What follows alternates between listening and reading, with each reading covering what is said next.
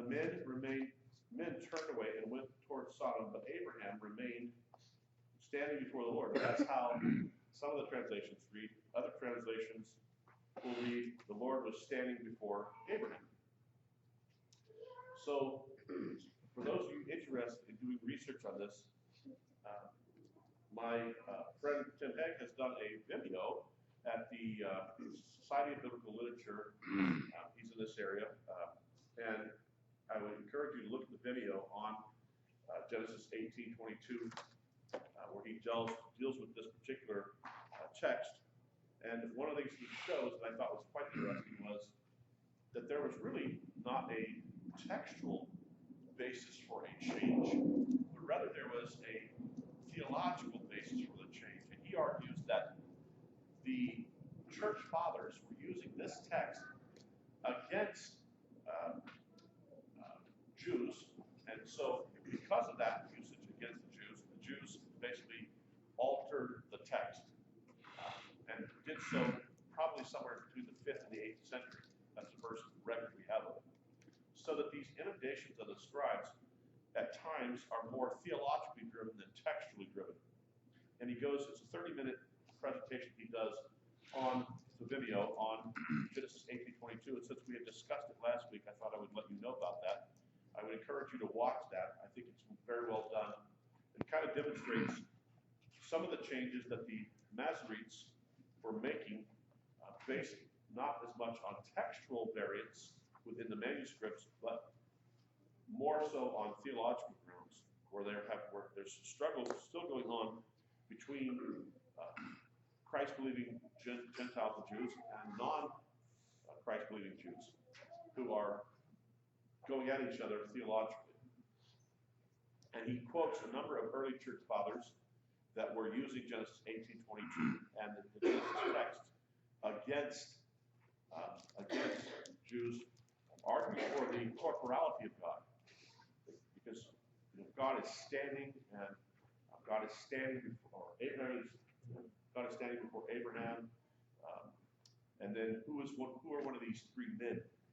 Okay, so I would just encourage you to watch the video, and I mentioned that because we talked last week about this particular text with regards to the inundations of the scribes. Okay, so any questions or comments? Yeah. Is that really something that's mind-shaking stuff, or is it stuff that's just bickering between?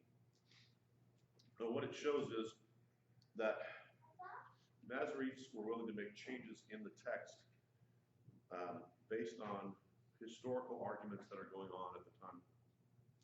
So that when we have the Masoretic text, because every translation that we have of the Hebrew Scriptures comes from the Masoretic text, what we call Masoretes. They're putting it together. So it shows that some of their potential translations are driven by theological concerns rather than text critical concerns. See, it's one thing if I say, let's say I have two scrolls, and I have two scrolls, and I look at the same portion in each one, and there's a difference. Now I have a variant. Okay, that's a text variant. When I change the text without a text basis, just on theological grounds, and it's showing that the Masoretes were doing some changing, not based on textual variants, but we're doing so based on arguments that they're having with the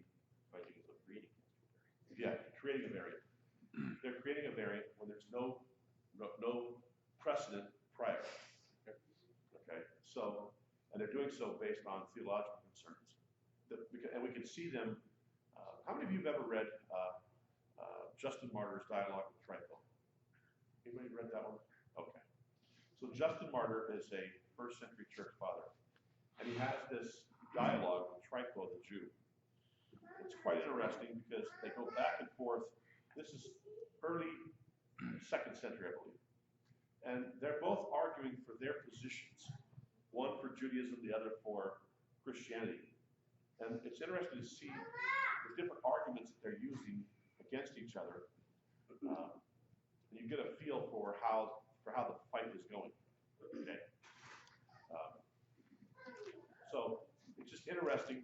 It's a historically interesting point that we're having an inundation in the text that's driven by theological concerns, not by textual concerns.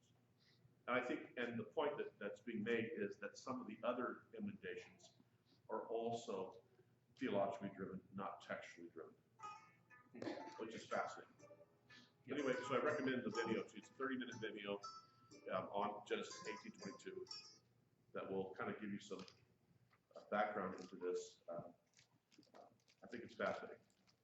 All right, that's because we were looking at that last week. I wanted to mention this to you. I hope you'll take advantage of looking at that. It's only 30 minutes, but it's well worth. Then what you can do is you can order the paper. He kind of summarizes the paper as he's speaking, but he has a number of quotes. And we have a lot of early church fathers that are using Genesis 18 against their Jewish counterparts. So it's kind of fascinating what text that they're using. Okay. All right. So at this time, let's have the musicians come forward, and we will have a time of praise and worship.